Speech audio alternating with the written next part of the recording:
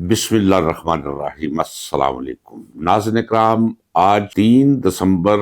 بدھوار ہے۔ میں ہوں آپ کا میزبان خواجہ آصف بٹ اور آپ دیکھ رہے ہیں میرا YouTube channel Asif but official. جب سے شعور کی آنکھ کھولی ہے اور ملک، ریاست اور سیاست کو سمجھنے کا آغاز کیا ہے، کبھی بھی آج تک پاکستان کوئی بہشت شمائل نہیں رہا۔ یہاں دودھ اور شہد کی نہریں نہیں بہتی رہی، یہاں سیاست کبھی صاف، پاکیزہ اور مصفہ نہیں رہی، یہاں کبھی بھی میں نے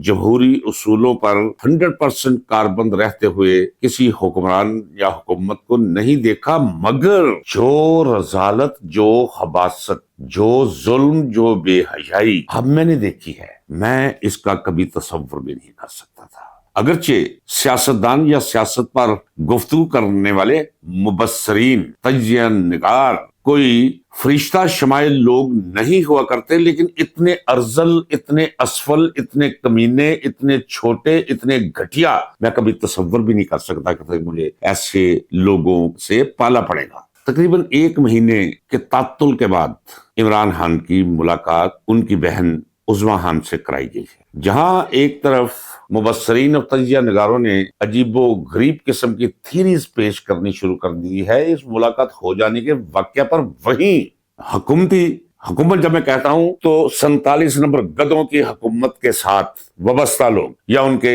وظیفہ خوار اور نمک خوار، اور فوج کے ساتھ وابستہ اور ان کے نمک خوار، انہوں نے عجیب پھلجھڑیاں چھوڑنی شروع کر دی ہیں۔ مثلا ایک ہے منصور علی خان، یہ نام لیتے ہوئے لیکن بنتی نہیں ہے باد اور ساگر کہے بغیر، مچھر اور مکھی کا نام بھی تو آپ زبان پر لاتے ہیں، چلے یوں ہی سمجھ لیجئے۔ اچھا، یہ وہ شخص ہے جو جب دہن کھولتا ہے تو پی ٹی آئی کے نوجوانوں کو لونڈا لپاڑا کے نام سے معصوم کرتا ہے، یعنی عرفیت سے۔ مجھے کہنے دیجیے ناظرین اکرام، اگر آپ کلاسک لٹریچر پڑھیں، یہ دہلوی اور لکھنوی، تو اس معاشرے کے اندر آپ کو ترچھی ٹوپی پہنے، منہ میں پان کی گلوری چباتے، سرخ ہونٹ کیے ہوئے مردوں کو دعوتے گناہ دیتے لونڈے دکھائی دیتے ہیں دہلی اور لکھنؤ کی سڑکوں پر۔ یہ جو کہتا ہے کہ یہ پی ٹی آئی کے لونڈے لپاڑے، اور جب میں اس کی شکل دیکھتا ہوں، صرف ترچھی ٹوپی اس کے سر پہ رکھ دو اور منہ میں پان کی گلوری اور ہونٹ سرخ کر دو تو یہ دہلی اور لکھنؤ کا کنسمٹ مکمل لونڈا لپاڑا آپ کو لگے گا، مجھے تو لگتا ہے۔ اس نے کیا کہا ہے وہ سن لیجئے۔ اس نے کہا کہ ملاقات اس لیے کروائی گئی ہے کہ منتے ترلے کیے پی ٹی آئی والوں نے، کسی کے ذریعے سہیل افریدی نے استدعا کی، گزارش کی، درخواست کی کہ جناب ایک تو ہماری ملاقات کرائیں، ہم اپنے رویے بدلتے ہیں، دوسرا عمران خان کو رہا کر دیں، ہم انہیں کے پی کے میں لے جائیں گے اور وہ سیاست پر کلام نہیں کریں گے۔ ناظرین کرام، آپ نے سن لیا اس شخص کے بارے میں جس شخص سے 1 مہینے کے بعد ملاقات ہوئی ہے، اور 1 مہینہ بند رکھا گیا ہے 8x10 کے سیل میں۔ اس شخص کو کبھی بجلی بند کر دی، کبھی وہاں گندا پانی پھر چھوڑ دیا، کتابیں نکل، جو اخیر ہو سکتی ہے کسی کے ساتھ جیل کے اندر، وہ سارے کا سارا سلوک کیا گیا۔ کیا کہا؟ غیر سیاسی خاتون ہے عظمیٰ خان۔ عظمیٰ خان نے پہلی بات تو کہی کہ عمران خان غصے میں تھے۔ وہ غصے میں کس سے غصے میں تھے؟ ان لوگوں پر غصہ تھا، اور جو پیغام دیا وہ ذرا پیغام پر غور کیجئے کہ پہلے سے زیادہ سختی، وقار اور استقامت دکھائی دیتی ہے، کمٹمنٹ اپنے سٹینڈ کے ساتھ۔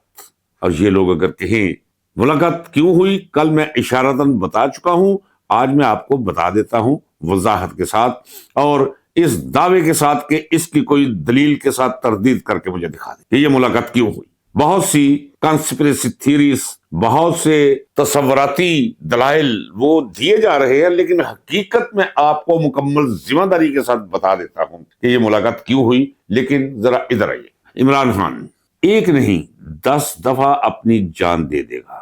1 سال نہیں، 2 سال نہیں، 10 سال نہیں، جتنے باقی اس کے سانس ہیں وہ وہی گزار دے گا، لیکن نہ انہیں وہ ڈھیل دے گا، نہ ان کے ساتھ کوئی ڈیل کرے گا، اور نہ اپنے موقف سے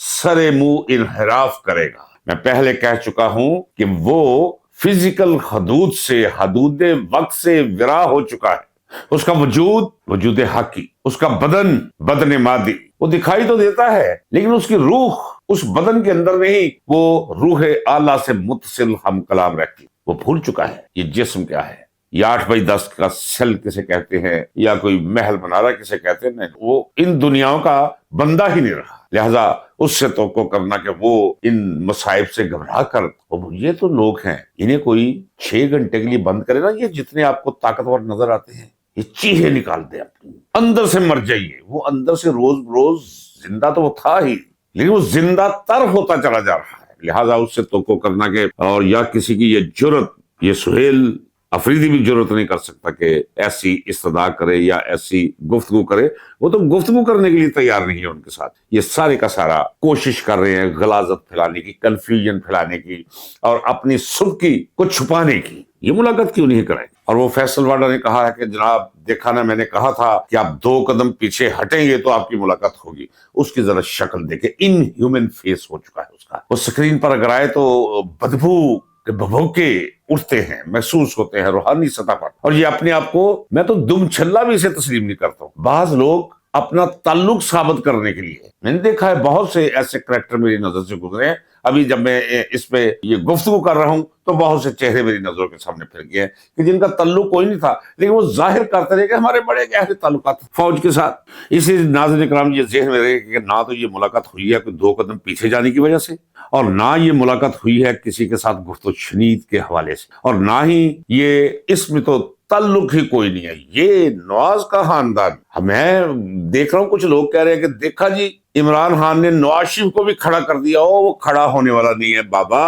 یہ فالج زدہ برائلر مرغا جس کا وزن 450 کلو ہو، وہ تو ہو سکتا ہے اپنی ٹانگوں پہ کھڑا ہو جائے، یہ اپنی ٹانگوں پہ کھڑا نہیں ہو سکتا، یہ میں بتا دوں آپ کو، مر چکا ہے اندر سے، یبوست کی چلتی پھرتی یہ تجسیم ہے، یہ یاد رکھیے گا۔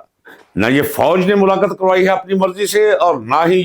یہ ان سے تو توقع ہی نہیں کی جا سکتی، یہ شریف کے خاندان سے، یہ اتنے کینہ پرور، اتنے گھٹیا، اتنے چھوٹے، اور اتنے یہ بغض عمران میں جلے اور سڑے ہوئے ہیں، یہ ملاقات کروائیں گے اور یہ دعویٰ یہ کریں گے۔ آپ ذرا سنتے رہیے گا کہ دیکھیے جی ہمارے ساتھ رابطہ ہوا، کوئی رابطہ وابطہ نہیں ہوا۔ ناظرین اکرام سیدھی بات آپ کو بتا دوں، یاد رکھیے گا، ہو سکتا ہے میری آج کے دن جس وقت میں یہ بات کر رہا ہوں آپ کی سمجھ میں نہ آئے، یہ ملاقات ڈائریکٹ امریکہ سے آئے ہوئے حکم کے تحت ہوئی، اور حکم کسے؟ آرمی چیف کو۔ تو کیا تماشا لگا رکھا ہے؟ یہ ملتے ہیں سفارت خانوں کے ذریعے، ایڈوائسز ملتی، جیسے ایڈوائسز جاری ہوتی ہیں آپ کے کسی اخبار کو یا کسی چینل کو، یہ ایڈوائسز کی مار ہے امریکن، ان کی کیا ضرورت ہے، ان کی کیا اوقات ہے، کیونکہ ڈونلڈ ٹرمپ پہ پریشر ہے، پاکستانی اور دیگر مسلم ممالک کی کمیونٹی کی طرف سے شدید دباؤ ہے کہ بتاؤ بھائی وہ وعدہ کیا ہوا جو ٹرمپ صاحب آپ نے کیا تھا ہمارے ساتھ ووٹ لینے سے پہلے کہ عمران میرا دوست ہے، عمران کے ساتھ جو زیادتی ہو رہی ہے، حالانکہ میں کہہ چکا ہوں میں نہیں چاہتا کہ ہماری ساورنٹی کو کوئی اس میں کوئی دخل اندازی کرے، لیکن یہ چلتا ہے، ہماری ساورنٹی تو ہے ہی کوئی نہیں۔ آپ کو پتہ نہیں ہے لیفٹیننٹ جنرل گل حمید نے، جو ISI کا سابق سربراہ اور دانشور سمجھا جاتا ہے مرحوم، اس نے ہنستے ہوئے کہا تھا آپ لوگ کیا سمجھتے ہیں کہ امریکن منظوری اور قبولیت کے بغیر پاکستان کی آرمی کا کوئی چیف بن سکتا ہے؟ یہ ذہن سے نکال کے رکھ دیجئے کیا کیا انہوں نے۔ ناظرین اکرام اب تاکہ یہ ولاگ زیادہ طوالت اختیار نہ کرے میں آپ کو بتا دیتا ہوں۔ آپ کو یاد ہے ایک تصویر جب یہ شہباز شریف اور عاصم منیر گئے تھے وائٹ ہاؤس میں، تو ایسے کر کے جیسے کپڑے کا تھان دکھاتا ہے کوئی حریص نظروں سے کہ شاید گاہک خرید لے، ایسے کر کے سارے مدنیات کے نمونے دکھا رہے، صرف یہ گارنٹی لینے کے عوض کہ عمران خان کی رہائی کا ہمیں حکم جاری نہیں کیا جائے گا۔ انہوں نے کہا جی ہم آپ کو پسنی میں، یہ گوادر سے کوئی 70 کلومیٹر ادھر ادھر بڑا اہم مقام ہے پسنی میں، انہوں نے کہا کہ ہم آپ کو ایئر بیس بھی دیتے ہیں اور بندرگاہ بھی آپ اپنی بنا لیں۔